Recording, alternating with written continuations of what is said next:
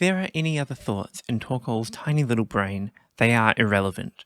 Torkoal has one purpose in life: setting up the sun. As long as your Torkoal has drought and a heat rock, your sun team will be golden. Torkoal sets itself apart from Ninetales, the other sun setter in the tier, through two moves: Stealth Rock and Rapid Spin. The ability to set the weather while also setting and removing hazards is phenomenal. Rapid Spin is used by the vast majority, 89% of Torkoal, commonly accompanied by useful utility moves like Stealth Rock, Clear Smog, and Will-O-Wisp, as well as your choice of Fire Stab or Body Press for damage. Torkoal prefers a defensive Terra type, with Grass and Flying being the go-to options to help it survive the 8 Storming Grass types in the tier. You can also consider Terra Ghost to give Torkoal the ability to spin block in a pinch. Torkoal is desperate for opportunities to enter the battlefield safely and set up drought. Steel and Grass types give Torkoal the turns it needs. If you switch into a Tinkerton or a Sizzler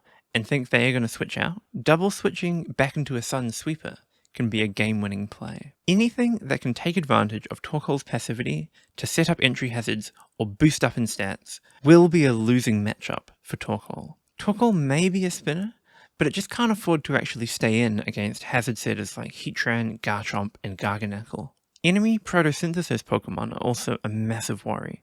Great Tusk is everywhere in the tier, and Torkoal's Sun can be its own undoing against booster energy offense teams. With a tropical haze and a pineapple sky, the weather forecast is looking great all year round for Torkoal. If you plan to include this turtle on your team, you are playing Sun. Walking Wake is the crown jewel of Sun teams and is an auto-include when team building with Torkoal.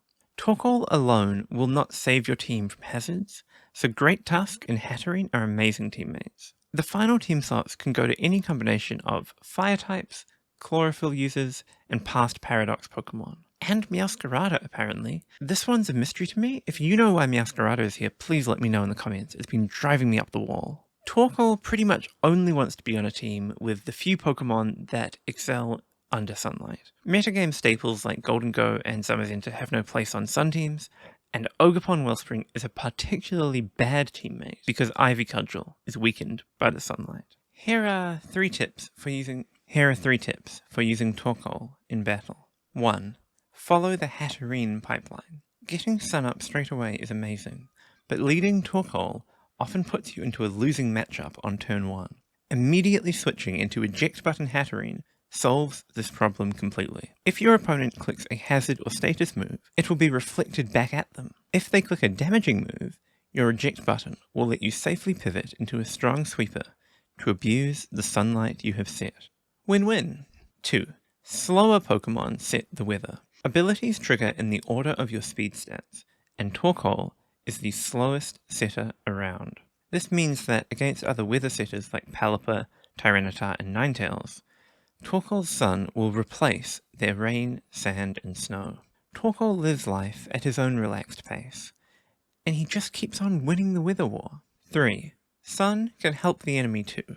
Past Paradox Pokemon are incredibly powerful on weatherless teams, and Great Tusk is the most used Pokemon in the tier.